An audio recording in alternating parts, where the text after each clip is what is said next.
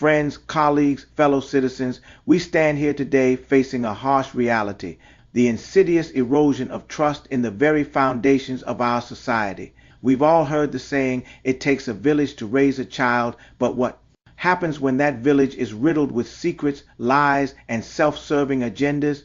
What happens when the adults, the very people children should be able to trust implicitly, betray that trust in the most profound ways? My presentation today addresses the devastating impact of shielding children from uncomfortable truths.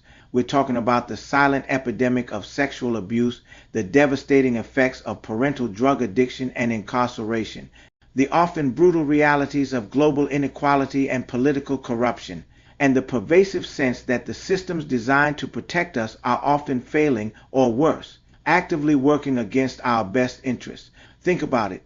How many children are growing up believing a fairy tale version of their family history, unaware of a parent's incarceration or addiction? How many are left vulnerable to abuse because the adults around them prioritize silence? Overprotection? How many are taught a sanitized version of world events, leaving them unprepared for the complexities and injustices they will inevitably encounter?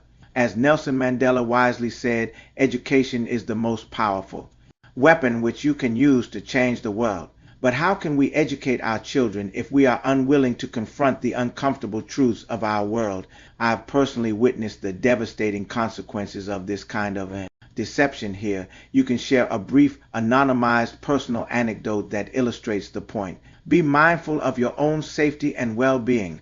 The pain, the betrayal, the lingering sense of confusion and insecurity, these are not abstract concepts. They are the lived experiences of countless individuals. The problem extends far beyond the family unit. The political landscape, often presented as a distant and abstract entity, directly impacts the lives of our children. The corruption, the self-serving agendas of politicians, the widening gap between the wealthy and the poor, these are not just headlines.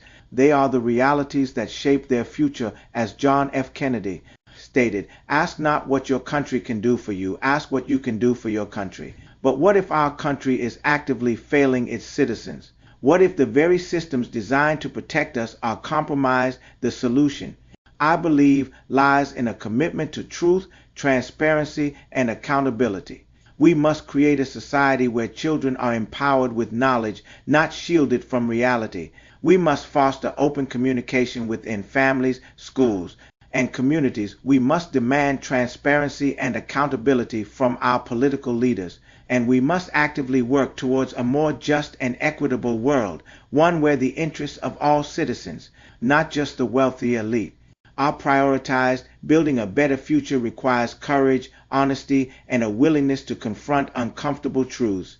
It requires us to stand up, speak out, and demand better. It requires us to empower the next generation with the knowledge and tools they need to navigate a complex and often challenging world.